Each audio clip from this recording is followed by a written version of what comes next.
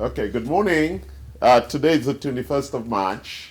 My name is Charles Sine, the CEO of Anti-Fragility Health. So welcome to all of you. I have encouraged most of you to watch online. So the room today, we have a few guests, but let's respect. I apologize for starting a few seconds late. I know people are watching from Vietnam, across the US, and even from Cameroon and Nigeria and some other parts of the world. So welcome and thank you for joining us on this live event. We are going to be talking today about immunity. Initially, I was going to talk about your immune system and cancer, but because of everything that's going on in the community, I thought it was better to focus on the coronavirus and our immune system. So shortly we'll be uploading the content material we're going to be using for this workshop today on the website on Facebook Live so that you have access to the material. The focus is actually on the immune system, and we're going to talk about. So this morning I woke up and I was thinking how I was going to start this class. And I was thinking about one of my favorite movies. And in the movie, there is the music. And the first stanzas in the music is, "Where do I begin?" Remember the movie Love Story? It says, "Where do I begin to tell the story of how great a love can be, the sweet love story that is older than the sea, the simple truth about the love she brings to me, where do I begin?" So today we want to talk about immunity. It's really at the core of this conversation. I've been sharing some messages on Facebook this morning with some friends. There's a lot of panic in the US and across the world as to a couple of questions.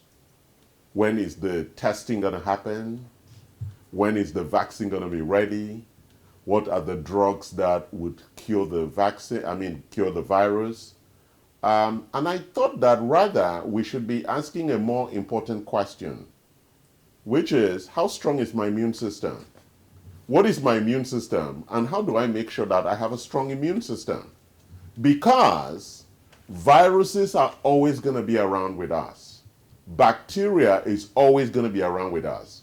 These viruses mutate very quickly, and therefore they're always changing form. And therefore it is important that we have what we call an anti-fragile immune system that can cope with all the challenges. So before we start and go in depth today, let's look at where the numbers for coronavirus are today. So we are looking at this Johns Hopkins site where we get the updates on the numbers. We are looking at 287,239 confirmed cases around the world. The total deaths is getting close to 12,000 or more, and the total recovered is getting to about 90,000. Let's look specifically at the US. So when we look at the US data, it's telling us that we are close to 20,000. The deaths are about 275, and the total recovered 147. The reason why I am saying that is because as the data comes in, they continue to update. People have various perceptions about that data, but that's the data that's being collected. But those numbers, it's very challenging because if we look at just testing, we know some of the reports that's coming back that most people have severe fever who have been tested. Only 5% are showing that they have the active virus. So testing is important, but the challenge with testing is that I don't know what value it gives you when we don't actually have a treatment option. All it does is help the healthcare workers triage with regard to how they deploy resources. But we need to take a step back and say, before we even get to the point of testing, how do we ensure that we can manage our reaction and our immune system reaction to the virus and the bacteria that's always around us. You know, this emerging issue about social distance. What happens when COVID-19 goes down? Are we now going to reduce social distance? The issue of social distance worries me deeply because we have the impression like this virus is going to go away and then things are going to return to normal. No, we live in a world that's full of viruses and bacteria. And social distance is a real interesting reaction that may create some deep social consequences in the long term. And I'm not really comfortable. I'm not proposing you don't implement it, but I'm not comfortable with a strategy that does not actually resolve the underlying issues of how we as individuals and a community deal with living in an ecosystem of viruses and bacteria. So I wanted to open with that so we make this really very clear. I don't panic. I'm not afraid. I'm not stressed because I actually take care of my immune system.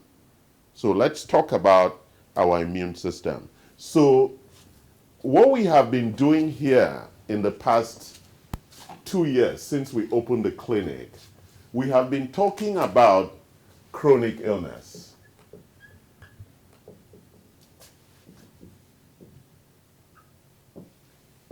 And chronic illness does not actually have a cure in terms of a medication, because most of chronic illness comes from lifestyle, with some components of your underlying genetics and some components of the environment. What is the environment contributing in terms of toxins? What is the genetic contribution in terms of your susceptibilities? But most of chronic illness is driven by lifestyle, and lifestyle is driven by the choices that we make. And we will talk about some of those lifestyle choices today as we walk through some of this material. So I wanted to create some context around chronic illness, because we know that chronic illness is what is making people susceptible. Most of the people who are dying, in terms of percentages, are the people who are really susceptible to the viral and bacterial attack. And at the core of it is chronic illness. And so if your chronic illness is not being managed properly, or you are not working on reversal, then your susceptibility to the virus, to COVID-19, is increased. So let me hand out some material that we're going to walk through today.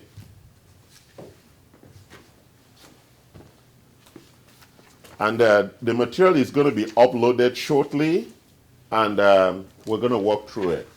So on the first page, when that material is uploaded, we're going to talk about fever. I just wanted people to understand what a fever is, and we're going to reference that fever because one of the big signs of how the virus is different from the common flu is that typically it starts with a fever and a dry cough. And so I just wanted to show you what causes fever. So when the virus attacks and begins to destroy cells, those injured cells release chemicals, and that's what actually increases the body temperature. And the fever is a result of that increased temperature, and then the body begins to respond in terms of an adrenaline flow in pushing that towards what happens. Let's look at the next slide. I wanted to take you through what I call almost the architecture of our immune system, and how the immune system overall responds to what's going on with regard to an attack. So I know this is looks very technical. So just follow me. On the left-hand side of the diagram, we have what we call an insult. An insult is an uncontrolled infection, a major trauma, a circulatory shock, or things that impact us, whether it's internal or external. And so look at the trigger. It then triggers a bacterial or DNA response. And you can then look at the sensors and effector cells that are typically attacked by that DNA. So we have complex protein systems. We're on the second slide. So second slide. Complex or the vascular and tissue cells, the blood and lymphatic system. And so when we measure overall immune system response, we look at the mediators or biomarkers to actually begin to look at what's going on, and then we look at the organs that typically those insults will attack. The brain, where it causes confusion. So when you have infection or things go to your brain, it causes confusion. When it's the lung, like coronavirus, it causes what we call respiratory distress. If it's the cardiovascular system, and so you see that. And then there are two outcomes, right? We recover, or there's multiple organ failure and we die. So this is the overall pathophysiology of what actually happens as our immune system is attacked by an insult, and the things that happen overall as it walks through that. I'm not going to spend time on a very technical next slide, but I want you to go to this slide. This slide. Okay? And then let's start talking there. So let's look at the immune system overall.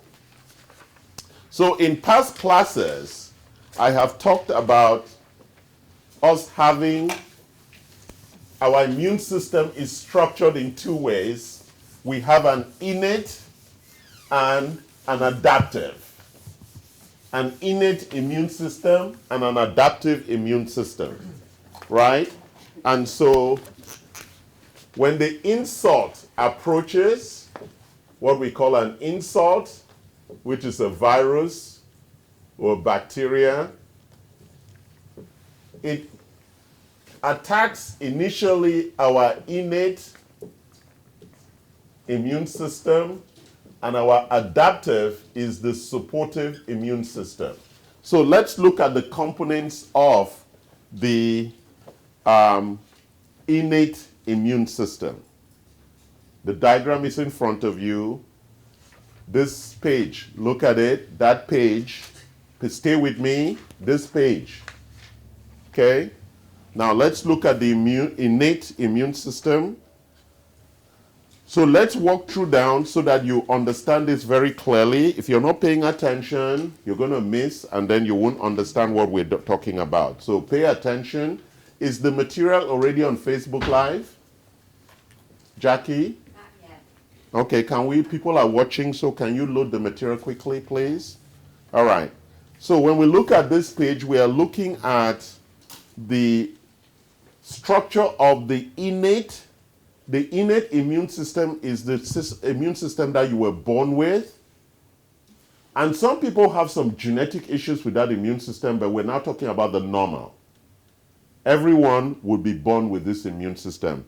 And the adaptive is the immune system that we develop as we enter and interact in the world. So let's just look at the components. You don't have to know all these things, but you know the architecture of the innate system is very complex. Look at the physical barriers. So God in the architecture gave us physical barriers. And the key physical barriers that I've been teaching you about is the skin and the gut lining and the lungs, right? Those are the areas where air, food, and water can go in, right? And so those are the initial barriers, protective barriers, that we have to be challenged with. They act as a barrier between the external environment and the internal environment. So you need to understand that.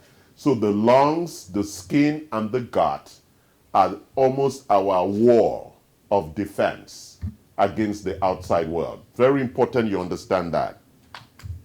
Then now we have the different lymphocytes, the different cells, typically white blood cells, that attack and provide our defense when we attack, right? We have macrophages, we have granulocytes, and you can read there the different things they do, the dendritic cells, the monocytes, the mast cells, the NK cells, the complement, and cytokines. Cytokines are chemical messengers for the immune system to communicate between cells. And I'm going to talk about our supplements later on, and there are supplements that support a lot of the innate immune system in terms of supporting and enabling them to increase their activity. Let's now look at the adaptive, right? These are the things that the body develops capacity based on. Yeah, they're going to ask you questions about the material. So load it quickly. People are watching. Thank you. All right. So the adaptive, we can work there, typically B cells and T cells. And you can see all the different things that so the architecture of our immune system is very highly developed and very complicated because this architecture was built to survive in an environment of viruses and bacteria. The panic we have right now should be focused on how we build and reinforce this immune system rather than social distancing. Because if collectively we all take the responsibility to build our immune systems, then I don't have confidence that you're going to infect me, even if you didn't wash your hands, because I've built my immune system, right? Except we want an authoritarian system where we make everybody wash their hands and video it so that we have evidence they wash their hands, right? And since we're not going to have that system, we have to live with the fact that some people are not going to wash their hands, and we're going to live in an environment where there's always going to be viruses and infections. Any questions? Are we good?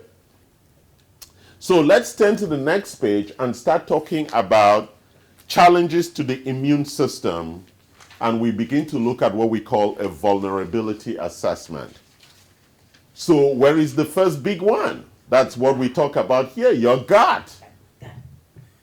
The gut. The GI tract is designed to break down and absorb large amounts of nutrients in a relatively short time.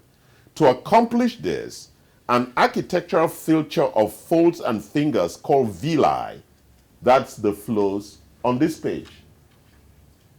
All right? Greatly expands the surface area of the GI tract, especially the small intestines, where most nutrient absorption happens. However, this expansive surface area, about the size of a tennis court, is only one cell layer thin and therefore represents a highly vulnerable interface with the antigen-rich external environment of the good lumen. This vulnerability requires a highly coordinated cooperation between GI cells and the immune system. Do you get that? It's really our most vulnerable spot is the GI tract. In fact, it is often pointed out 70 to 80% of immune cells reside in the GI tract. Do we get that? Because that is where you eat all the bullshit.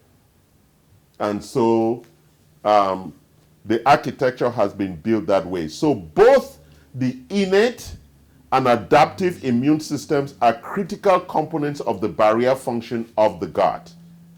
Approximately 100 to 150 mesenteric lymph nodes are distributed throughout the gut to create numerous stations for concentrated interactions between antigens antigen-presenting cells, regulatory cells, effector cells. This specialized feature of the immune system is referred to as the gut-associated lymphoid tissue.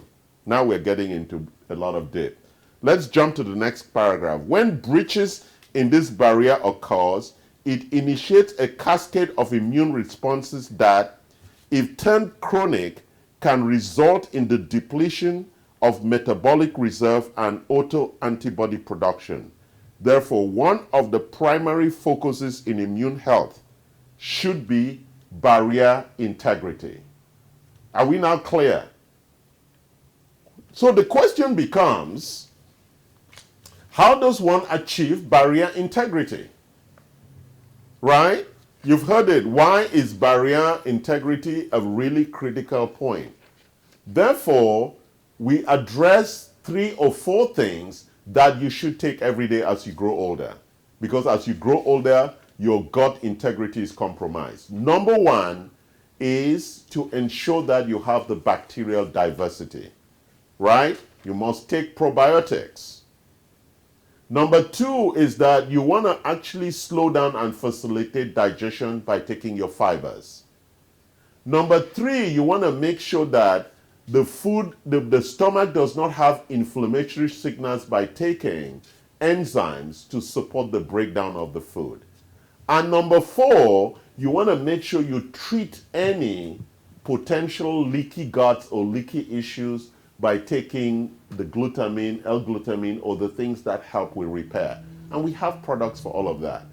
Once your gut integrity is maintained, your immune system now can pay attention to the other big things. Very important, guys. That's number 1. Let's turn to slide number 2. So it just shows you what happens when your gut is, this slide. Everybody has it. Why don't you have it? This slide. So follow this slide. Okay? So when we look at the immune system, we begin to look at what happens when it's invaded. So look at the diagram. I want to check. We know the source of inflammation, right? What causes inflammation? What is inflammation? Inflammation is the primary reaction when there is an insult or an attack. So let's look at the inflammation cascade. The initial issue is a vasodilation, right? The vasodilation means that the blood capillaries or arteries expand to bring more soldiers to that site. It's like the supply chain for the army. Increased blood flow to the affected area attract and pull its specific cells to help clean up damage and kill infectious agents. What are the major players? Look at them. There are most of those guys that are in the innate immune system, right? Those are the major players in inflammation. The innate architecture shows up first. It's like our first line. And if there's a problem, we send in the special forces, right? We don't send special forces in the first line because it could be a little skirmish. So we get rid of it and get over. Well, if it's a major skirmish like coronavirus, then you want to send it special forces, right? Activation. So activate platelets to enhance clotting, to close damaged areas of blood vessels, right? What is the virus doing? It's destroying blood cells. It's destroying cells in the lungs and other areas. And that is why the fever happens, right? I showed you about the fever.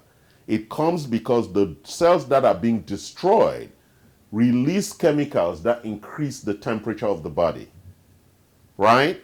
And look at the big boys who are fighting here. We now begin to look at the special forces showing up so that we can now, they're activated and they're providing the second layer of defense. And then as the defense is over, we begin to initiate healing, and then we now move from the innate to the adaptive response, right? And so typically, we were evaluating, we were looking at the lab results of one of our patients this morning. And one of the key things I was looking at the inflammation markers. So we look at the C-reactive protein levels, because if the C-reactive protein levels are high, that means that you're under an inflammation attack. That your inflammation levels are high, which means that there's an immune attack going on. So that's or we look at the ESRL, the erythrocyte sedimentation rate, tells us that that's the sedimentation rate of the cells that are dying. So it will give us a sense of how your immune system is responding and dealing with the attack. Okay? So the second area of, we're now on this, the second area of vulnerability is the concept of what we call immunosenescence. And immunosenescence is really at the source of what we call immunodeficiency disorder. And what is immunosenescence? It is really what happens with aging. As you grow older, your immune system, so if you look at that diagram, it says age-associated changes affecting the immune system. Let's walk through them. Oxidative stress, we talk about that a lot. It has to do with the mitochondrial function with regard to glutathione and taking the things that remove the exhaust from producing energy. Increased macromolecular aggregation and proteotoxicity. This is just toxicity that happens at the cellular level. Sarcopenia, very big issue mostly for women. The loss of muscle as you grow older, right? That loss of that muscle tissue is a very important issue to the immune system. That's why exercise and really building strength and stability are important ways to improve your immune system. Lowered levels of growth hormone, DHEA, insulin-like growth factor, testosterone, and estrogen. That's why we do hormone replacement therapy here, right? Because we know that having your hormone levels at the right level is very important in making sure your immune system is at the right place. As we know, most women in menopause have challenged immune systems, right? So we know that there's a challenge with your overall hormonal support for the immune system if you have a lowered set of hormones. Then we look at the decreased mitochondrial function. We have products for your mitochondria. We know that with age, the communication between the nucleus and the mitochondria is compromised with age. That communication is necessary for increasing your energy level. And so when the mitochondria is compromised, the immune system requires energy to work, right? Everything needs energy. So as you suffer from fatigue and tiredness, so is your immune system also compromised. Then we look at the other things that happen there. Let's turn to the next page. Any questions so far? I know this is very technical. And then we go to that topic that most of you love so much, mitochondria. You know, a lot of people don't know what the mitochondria is. In the beginning, there was no mitochondria in the cell. The mitochondria came really as a bacteria into the cell and then became symbiotic, right? What is symbiosis? It's when the two people are strangers but they live together happily supporting each other, right? And so the mitochondria and the nucleus now live together and support each other. And what is the job of the mitochondria? It creates energy to support cellular function, right? And so what causes the decline of mitochondria? Stress. Coronavirus stress. Poor nutrition, negative lifestyle factors, toxins, and aging. That's why I measure all these things when I take your blood, your urine, your stool. We are looking for all these things because it points to a lot of different things. And when those things, they trigger decline, we now have a decreased efficiency, increased free radical production, which is the reactive oxygen species. That's why you need to take more glutathione. A depletion of antioxidants, that's why you need to take glutathione. And a decrease in energy output, that's why you have fatigue. And then when it damages the dysfunction, we have protein damage, we have dysfunctional energy production, and increased oxidative stress. You saw that. Oxidative stress reduces your immune system. And you see what the mitochondrial dysfunction causes, all these illnesses that have been associated with the mitochondria. So we have an amazing product called MitoCore. That is a product that we recommend for most patients, and it is a solution to support restoring the mitochondrial integrity. Okay? Any questions so far? Let's go to the next slide. We're deep in immune talk now. Let's look at how the immune system was developed. It's called the timeline of the immune system, of the immune development. So, immune cells have a long lifespan with memory for past infections. Think about it. Every infection that you have, the immune remembers and it builds a response to it. That's why you're giving vaccinations, right? That's why they say robust children like us who grow in Africa on the mud have a more robust immune system than a kid who grew up in an apartment where everything is clean. You understand? Because our immune system has past memory of all the infections. I had malaria, I had different kinds of fevers in Africa, so I have a really powerful immune response. That's why a lot of people, I made a joke when I was in Vietnam that black people don't get coronavirus, right? Because if you come from Africa and you've been tortured by these viruses and bacteria for a long time, we've built some very powerful immune systems around it. Okay, jokes aside, while this lifespan and memory normally protects us, cumulative toxic exposures or inadequate energy for these cells can deteriorate function. Do you hear that? That's why we measure your urine for toxicity. Because the more toxicity you carry, the more damaging that's going to be for you. Are you okay? All right. From preconception to advanced age, there are lifestyle factors that affect our immune function. It is important to gather a health history that includes information about birth. That's why I also ask about antibiotic use, multi-system symptomatology, sleep, and in addition, family history, so we can understand your vulnerabilities. So, birth. The clinical question we ask is, did you enter the world through C-section or vaginal delivery? I've spoken about that. That kids who come through vaginal delivery have a better immune system than people who came through C-section, right? So that history is very important with regard to your vulnerabilities. Number 2, were you breastfed or bottle-fed as an infant? Right? The people who got immunity from their mothers through breastfeeding have a stronger immune system than those who were fed with milk in the bottle.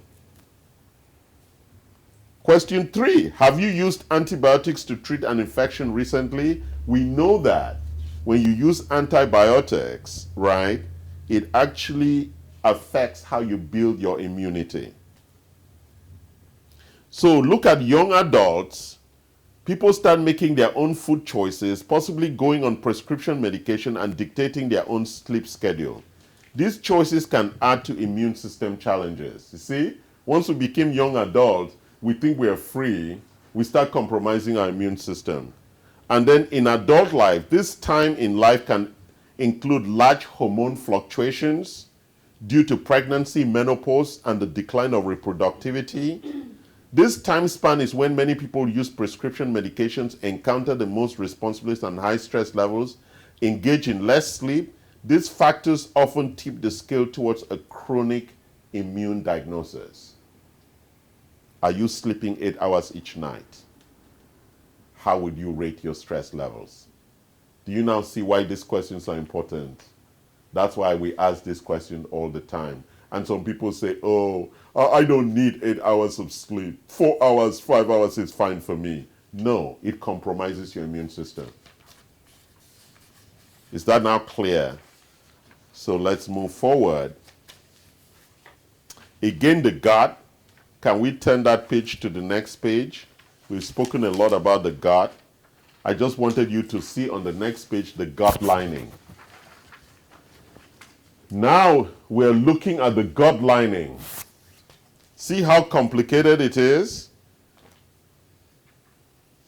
So what are the things that are coming in the gut? Vitamins and minerals, food particles, infections, medications, and stress. And if you see on the left-hand side, the cells are happy because they're getting vitamins, minerals, food particles.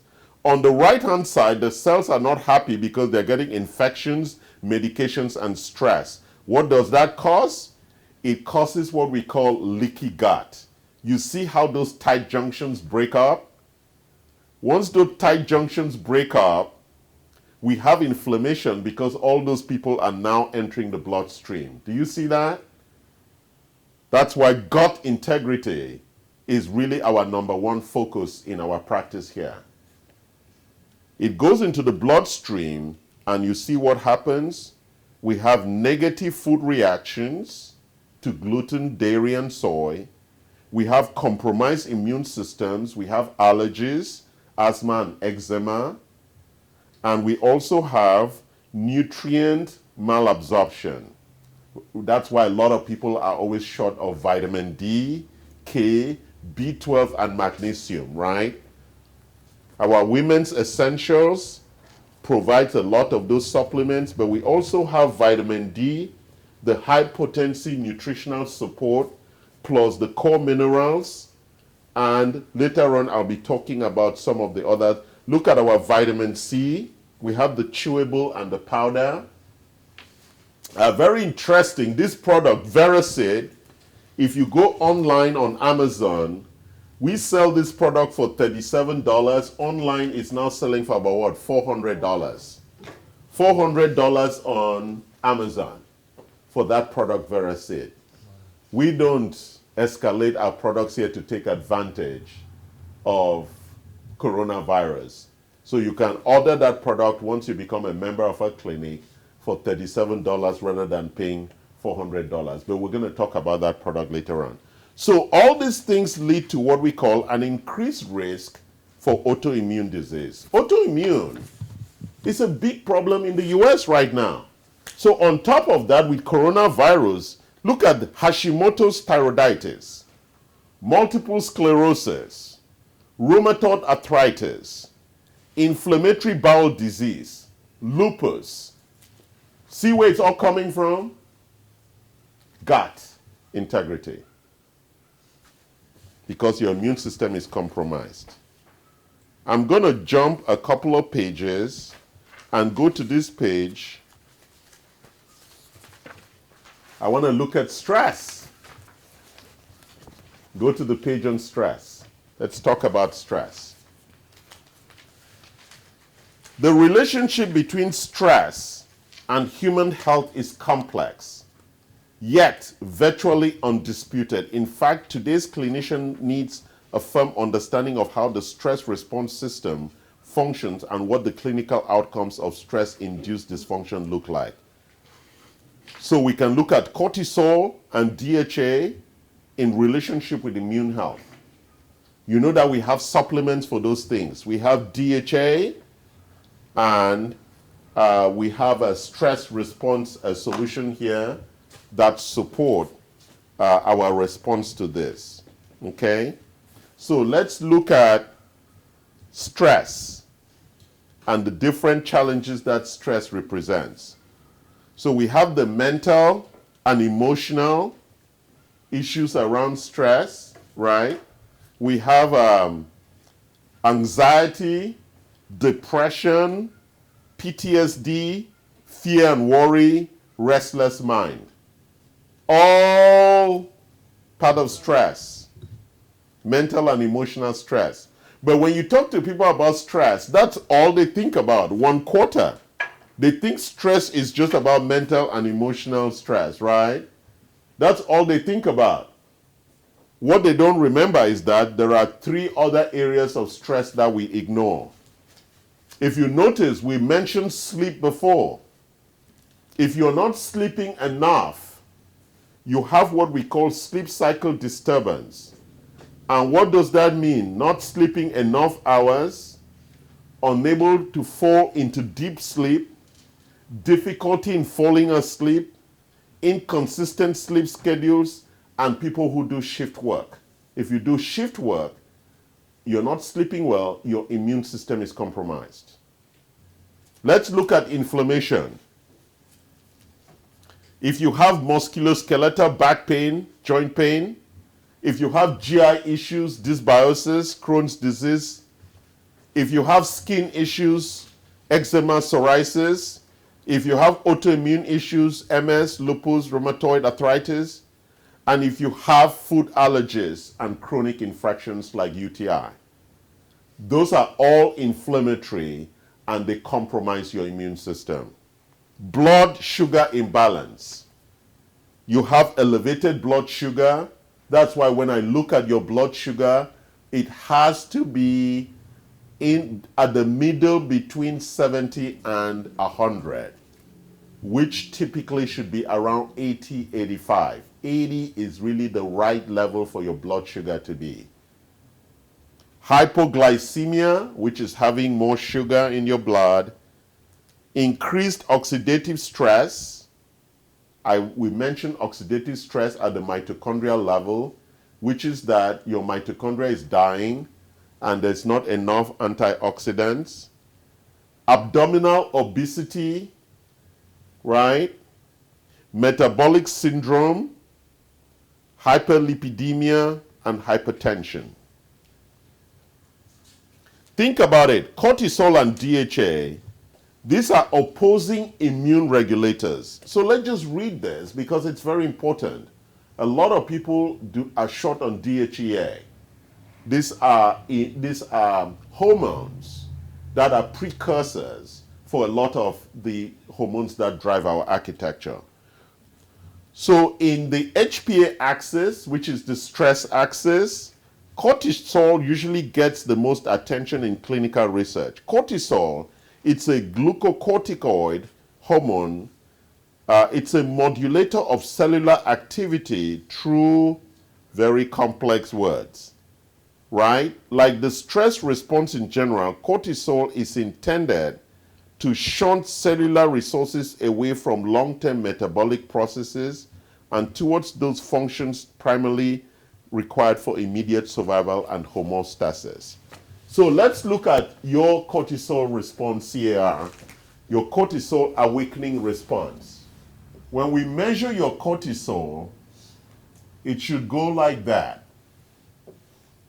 Because in the morning we're measuring for every 30 minutes, then it goes. So this is a 12-hour cycle. So before you wake up, so this is where you wake up. The cortisol is already rising, then you're awake. If cortisol is not rising, you don't wake up. That's what wakes up the body. Boom, you waken. Then you can see the cortisol rising. And what did we just say cortisol does? It shunts, because during sleep, the body was doing long-term repair, cleaning, repairing, changing, doing the long-term repair work. When you wake up, what does cortisol do? It cuts energy from those long-term processes and makes it available for immediate survival and function. Is that clear? Because during sleep, we are doing long-term repair. When you're awake, We have to be aware because we have to fight against dinosaur, right? We have to fight the snake. But when we are asleep, we don't fight the snake. The snake will bite us. But when we are awake, we fight the snake. You see the difference? Because when we are asleep, our body is not aware of the immediate requirements for survival.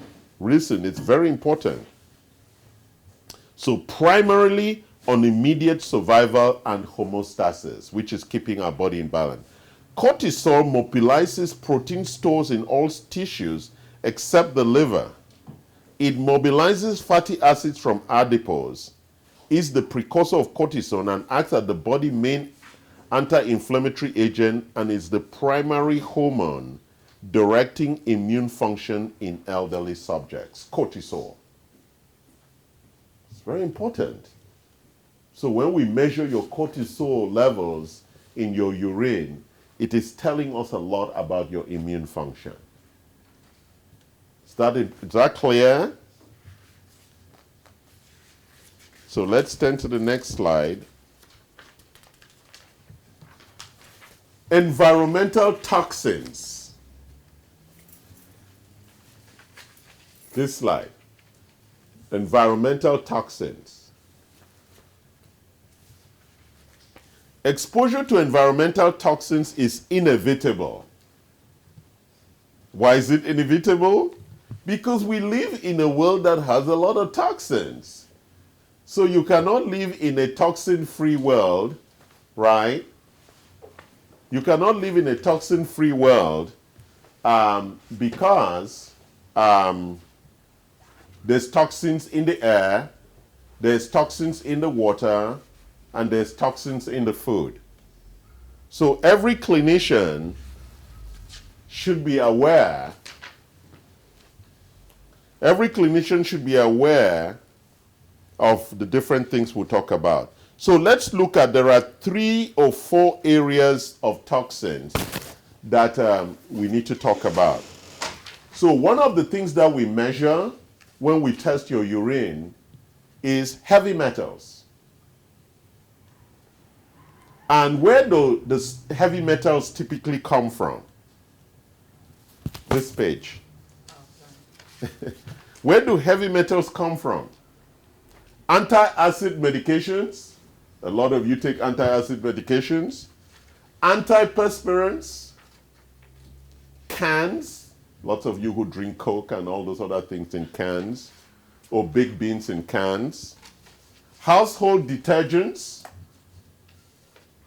Fertilizers. Fungicides. Tobacco products. Paint. Automobile exhausts.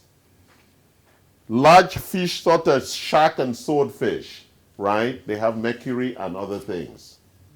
That's the sources of aluminum, arsenic, cadmium, lead, and mercury. And they compromise your immune system.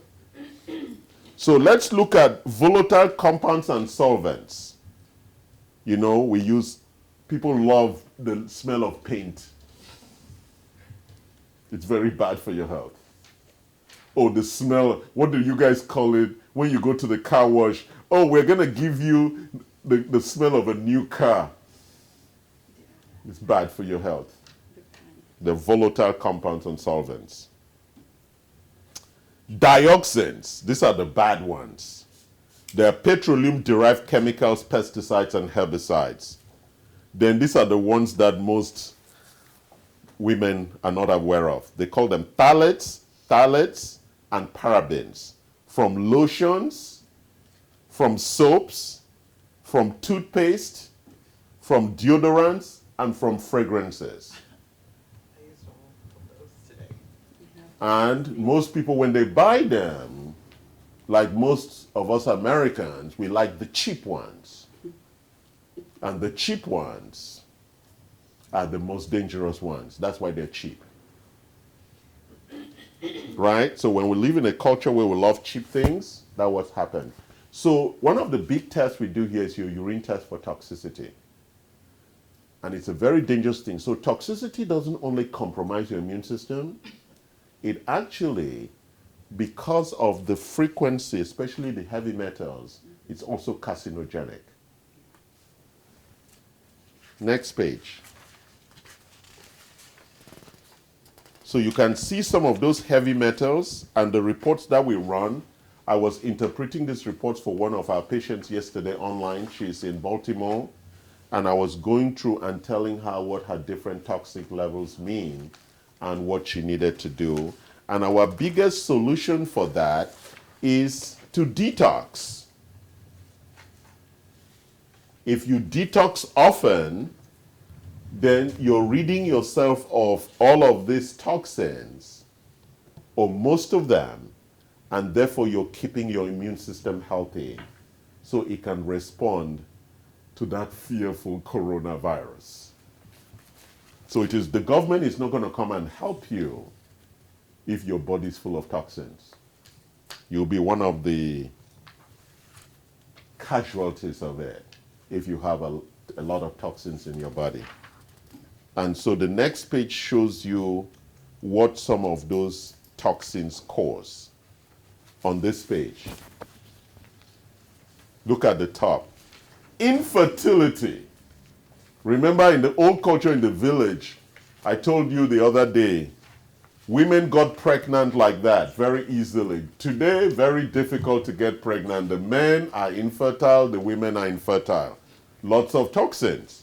Breast cancer, ovarian cancer, prostate cancer, testicular cancer, allergies, asthma, and PCOS. What's PCOS? Polycystic ovarian syndrome, right? A lot of young women have PCOS, so they have infrequent menstrual cycle, they have painful menstrual cycle, they have lots of cramps, leads to fibrosis and a lot of other things. All of this comes from toxins. And you can see the list down there. So now let's talk about diet and lifestyle. So when I was drawing the diagram, I said that your immune system is compromised by three things. Number one is the environment. So we look at all those toxins. Number two is by lifestyle. And number three, by your underlying genetics. So now we're going to talk about lifestyle and how that affects the immune system. So we look at what we call the lifestyle levers.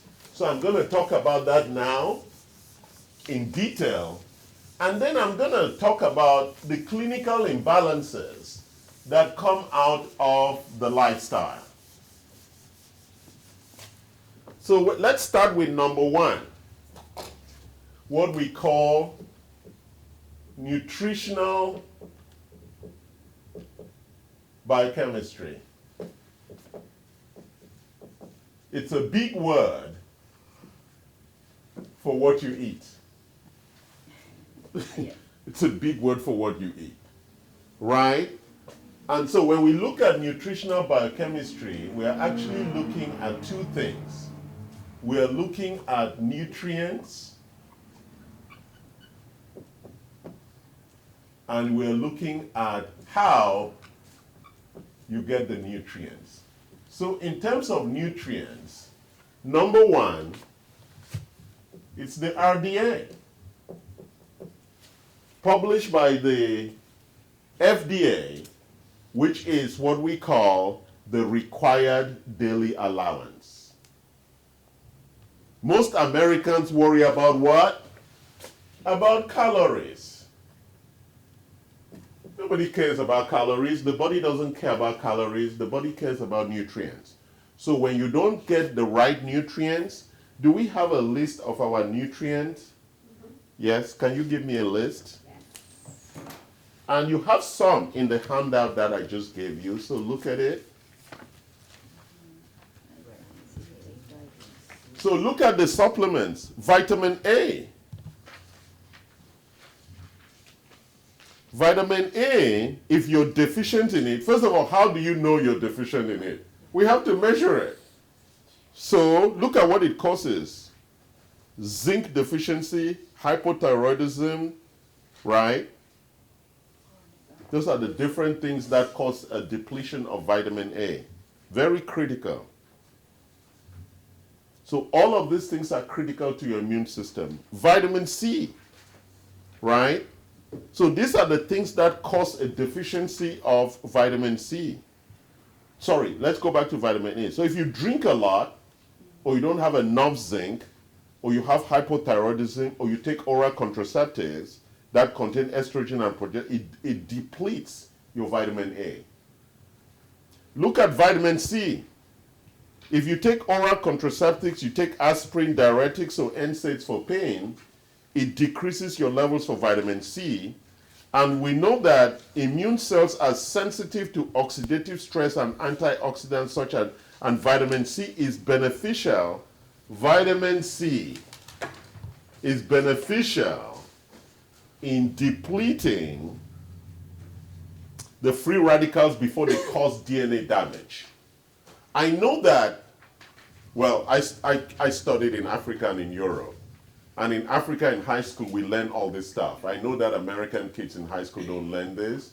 So it's very challenging for people to actually understand when I'm talking about all this, because people their eyes start rolling and they start falling asleep.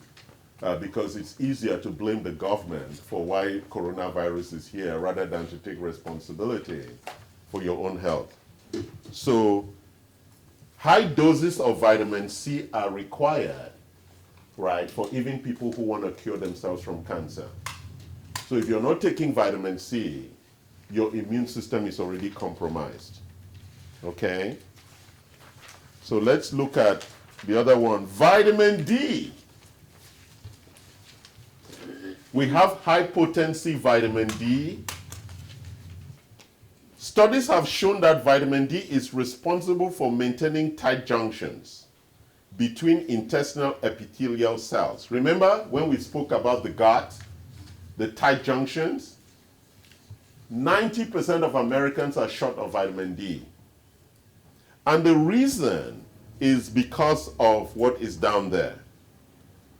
Oral contraception, corticosteroids, they take steroids for pain, those injections that your doctor give you, calcium channel blockers, antacids, because whenever your body can't digest, you take the antacids, and inadequate sun exposure. Well, like in Asia, nobody wants to get dark skin, so everybody hides from the sun, right? Now let's talk about zinc. Yeah, most people are like, zinc? What is that? I know in America, right? Zinc. What is zinc? Right? Zinc deficiencies are linked to specific immune susceptibilities and increased risk of pathogenic infections. The mechanisms related to zinc immune enhancements are multidimensional through the improvement of immune cell function and enzyme activity. Zinc deficiency suppresses the thymic function, T lymphocyte development, T cell dependent B cell function, and macrophage activity. So zinc is really at the core of immune activity. What causes zinc deficiency? Malabsorption, alcoholism, chronic diarrhea, diabetes, excess copper iron, diuretics, ACE inhibitors, and H2 blockers. So now I'm going to walk you through the lifestyle. So you now saw from a nutrient perspective the real challenges that we have in making sure we get the right nutrients. So that list that you have in front of you is the list that the FDA have put that you need to eat those things the minimum amount every day. So if you're not eating this minimum amount every day, right, you are not getting the right nutrients for your health. So we talk about how it's about how much you eat and when you eat. So these are very important things in looking at your biochemistry and understanding. Number 2 is sleep. We already spoke a lot about sleep. and it is 8 hours, and it should be at night, not during the day. You sleep when the sun is down. So if you have shift work and you sleep during the day, you'll notice that most people who have shift work, they're always sick because they're not sleeping at night. So sleeping 8 hours during the day is not as good as sleeping 8 hours during the night. It's very important you sleep at night, because a lot of people argue with me on that as if it is an issue of argument. Right? It's not. I'm not the architect of the human body. That's the rule. You sleep at night, not during the day. Number 3, exercise. And a lot of women are like, why? Because that's the only way you can build muscle. There is no other solution. You cannot dream and grow muscle. You have to exercise. If you don't exercise, you will get sick. There is no solution to it. And especially for women in menopause, they begin to lose muscle mass. And the 2 most important things when you grow older so you don't get accidents is strength and stability. And those 2 things come from exercising the muscle. Because most people who are old, they die from falling. And it's because of lack of stability and strength. Right? Number 4, this is the big American one. Hydration. Drinking Coke is not the same as drinking water. Soda. Yes, drinking soda is not the same as drinking water. The body needs water, not soda. Right? And then you can drink tea, you can drink coffee, but those things are also dehydrated. You need to drink water, even if you drink the things. Number 5 is stress. How much water are we supposed to drink? 8 glasses. 8 glasses, or half your body weight in ounces. That's a lot of water. So 60-70% of the body is water. And if your body is not alkaline, you get sick. We have no choice. You have to drink water. You know what some people tell me in America? I don't like the taste of water. You get lemon. It's like, who cares about that? It's not. Who cares about what you like? You think this is what, Disney movies? Not negotiable. I think this is like Gravity. Oh, I don't like Gravity. Yeah, really. Good luck. Right? Number 6 is toxins. We've spoken a lot about toxins and how you deal with that, right? Number 7 is the whole issue of relaxation. So it is important that if you focus on a lot of these things, we call them levers for optimal function. So it's very simple why I am not scared about coronavirus. Because every day I'm thinking about all these things. What's the quality of the nutrients I'm taking? That's why I take supplements. My sleep, if I'm not able to sleep properly, I use melatonin, low dose melatonin, whether it's 5 milligrams or what, so that I can actually sleep properly, right? And sleep deeply. It's really very important that we sleep properly and sleep on time. So most times now I go to bed around 8:30, 9 p.m. and I'm awake around 4:35 a.m.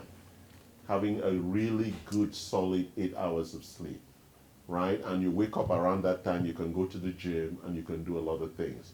Sleeping solidly is very important. But let me go back to nutritional biochemistry. But I want to make sure that if I'm sleeping around 9 p.m., that my last meal was at 6 p.m.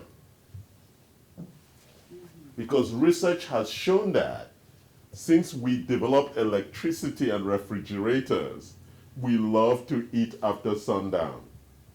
And that's why we're all sick. You should stop eating after the sun goes down. No eating after sundown.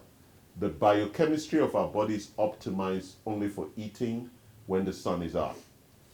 Okay? So if you're going to go to bed around 9 p.m., eating should stop around there. Exercise every day, about 30 minutes. Every day. And you want to build strength and stamina. They are really important things to keep you, right? And most times now at work, I like to stand up and work. It's actually good for you. Because most Americans are, or most Westerners are lazy because we're sitting down all day and we don't know even how to squat. That's why you go to the gym and people are squatting and they're falling off because they can't really squat properly, right? Squatting is really important in building this muscle. So, and the problem why these muscles get weak is because we're sitting all the time, right? So you want to go back to the village and squat. I keep telling people that the only airport in the world where I see squatting toilets is in China. Really? What's Yeah. a squatting toilet? Korea? Just a hole in the ground, and you squat and you measure. What? I measure. That's a typical American response. Isn't it? A typical American. What? A squatting toilet? Well, you'll be missing. Well, that's why you learn how to direct. It's a learned skill. practice, a It's a skill. skill. It's about directional finding. Oh my goodness. You find direction and you aim and you hit. It's like a 3-point shot. Every time. You become very good at it. Very good.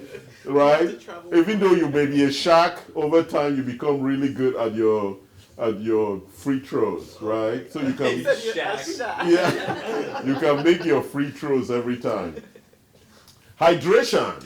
This is one that I struggle with. I always forget to drink water. Like right now, so I'm going to drink because it's always important that you're drinking. Some people on my staff have actually set a timer. Every hour, you drink a glass. It's a very important issue because if you drink water, it's one of the most important things. You'll always be healthy. The body needs water all the time. And there are signs when you're thirsty. You can tell from your urine the color because it should always be light. Go ahead. So if you drink the 2 liters early in the morning and think you're good?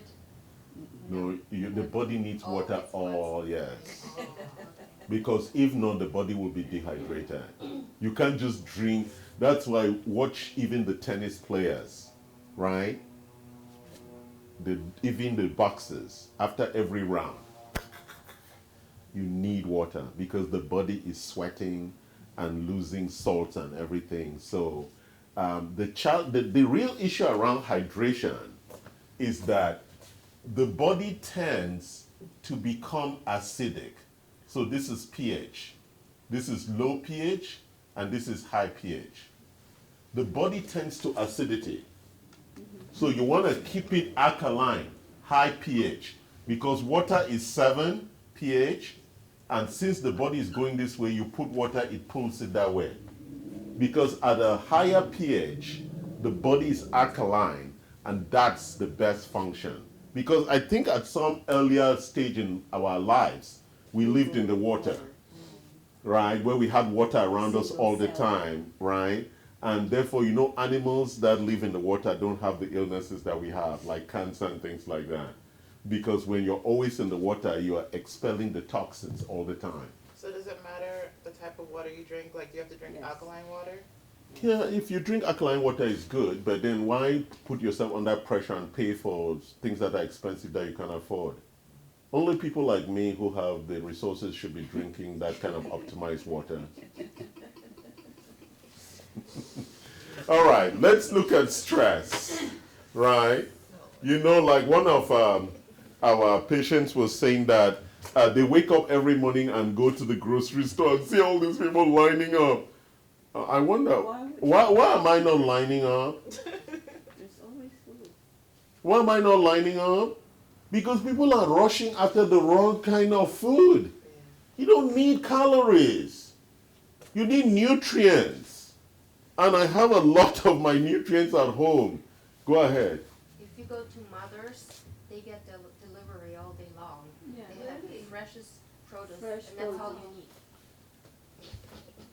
I think that we just like to line up and scare ourselves. Oh my God, look at the line. It's so long. Well, you don't have to be on the line. Black Friday Only if every you day. need toilet paper. He doesn't believe in Black Friday. Black Friday Yeah, every He day. doesn't believe in Well, but the sale. point is that why do they need toilet paper? Actually, washing your ass with water is actually cleaner and cheaper. True. Yes. Soap and water. Wash your ass. Take a shower after you poo. That's why you poo and you take a shower. No need for tissue. Right? I mean, we just create complexities in our life for silly things. Oh, I know I need toilet tissue. Who said you need it? And then how much does it even cost? I don't know how much it costs anyway. $40. Is it? It's a lot. 25. For poor people, they waste their money buying tissue when they should spend that money buying clean water. Then wash their ass every time they poo, right? Makes your life easy. Then there's no stress. If you don't have to buy tissue, you don't have any stress. Right? Toxins. I love this toxins area because I love how even women, they buy cheap lipstick and they lick their lips like 100 times a day. Oh, well, sorry, 1,000 times a day with the cheap lipstick. Then they always put more. Then they always put more. Then they always put more, right?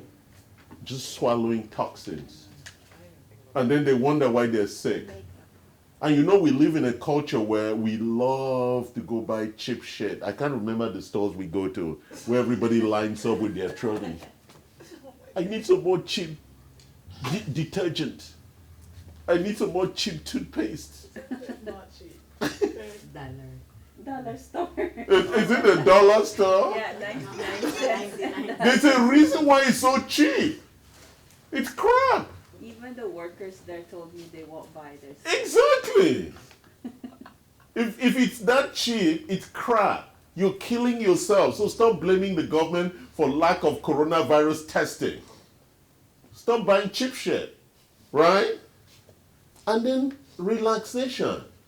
You know, the interesting thing about social distancing and everybody now staying at home is that Beate was saying that we were going to have more babies. Yes.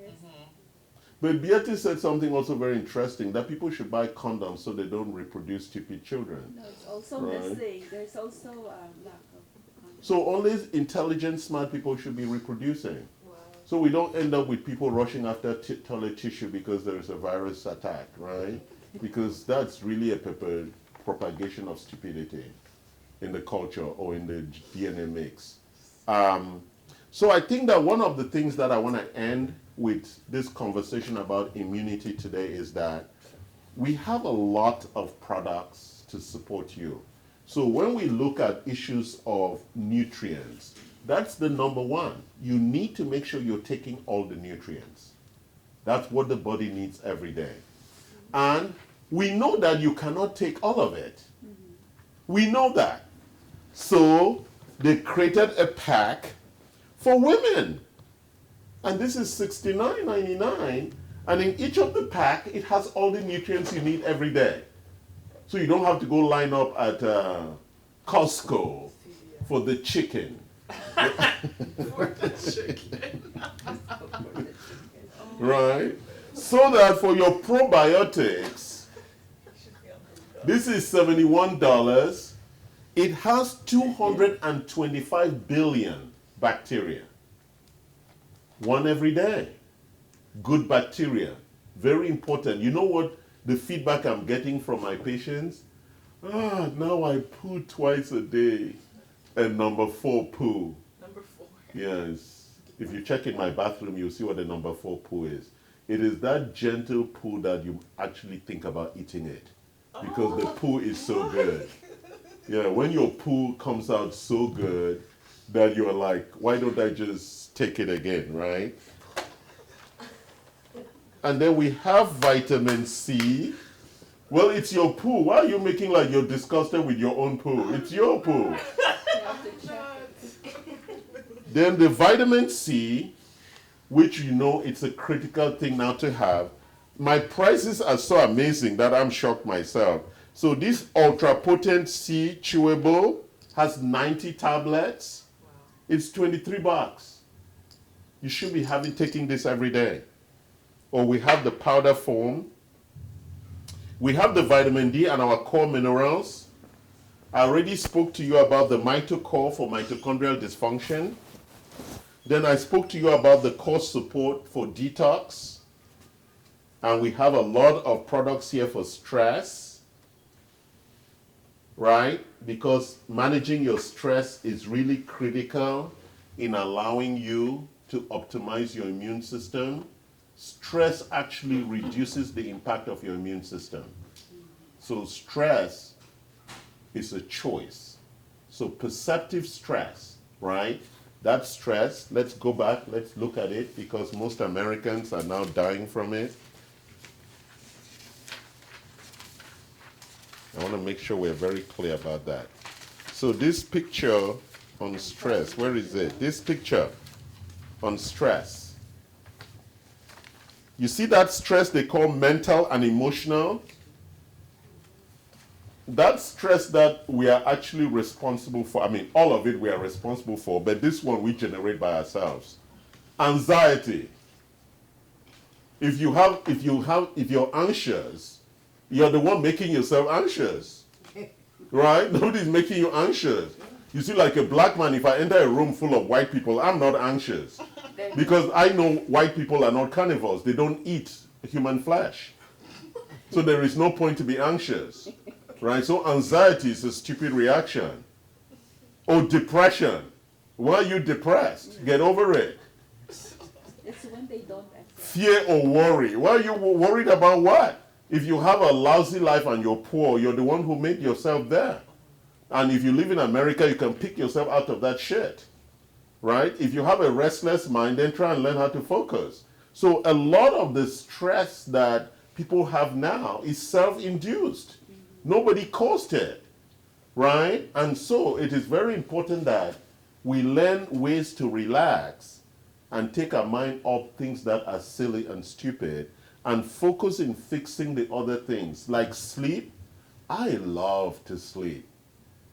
Actually, I prefer sleep to food. I love to sleep. When I go to bed, I'm like, oh, I'm stretching. Oh, like my grandson is playing while he's sleeping. You know, sleep is beautiful. I don't know why people don't want to sleep. I love it.